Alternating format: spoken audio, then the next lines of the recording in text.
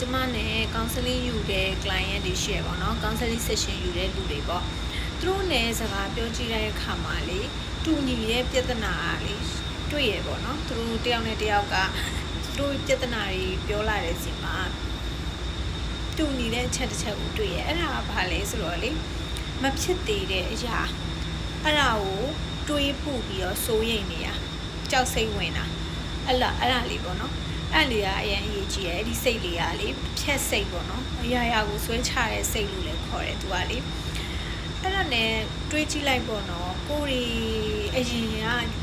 ကပြဿနာတွေကကြုံခဲ့မှာပဲမကြုံမနေတော့မနေဘူးเนาะလောကကြီးမှာနေနေတွေ့တော့လောကနဲ့ရှိပါတော့ကြုံမှာပဲတစ်မျိုးမဟုတ်တစ်မျိုးဖြတ်ကျော်ခဲ့ရတာပဲအဲ့ဒီအချိန်တွေကိုပြန်တွေးကြည့်လိုက်အဲ့ဒီတုန်းကကိုဘယ်လိုဖြတ်ကျော်ခဲ့လဲဆိုတာကိုเนาะဒီလောက်ခက်ခဲတဲ့အရာတွေတော့ကိုကဖြတ်ကျော်ခဲ့ပြီးတကယ်ကိုတွေးနေတဲ့အရာကတကယ်ကြုံတွေးလာတဲ့အခါမှာပေါ့ဘယ်လိုဖြတ်ကျော်လိုက်မှန်းတော့မသိလိုက်ဘူးเนาะရထင်မဲ့ဟာကောင်းတဲ့ဟာကိုလုပ်ပြီးတော့ခက်ခဲတွေအကုန်လုံးဖြတ်ကျော်ခဲ့ရပဲအဲ့တော့ဘာဖြစ်လို့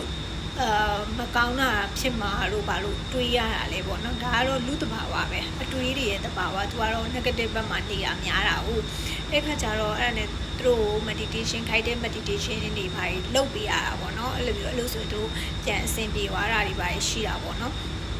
ပြောချင်တာမဖြစ်သေးတဲ့အရာကိုတွေးပြီးတော့မကြောက်ပါနဲ့မစိုးရိမ်ပါနဲ့တတိလေးပြန်ဝင်ပြီးတော့ဒီຢာက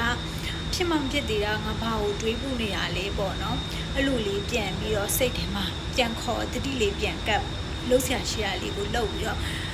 ရှေ့ဆက်သွားပါပေါ့နော်အဲ့ဒါလေးလာပြောတာပါကျေးဇူးတင်ပါတယ်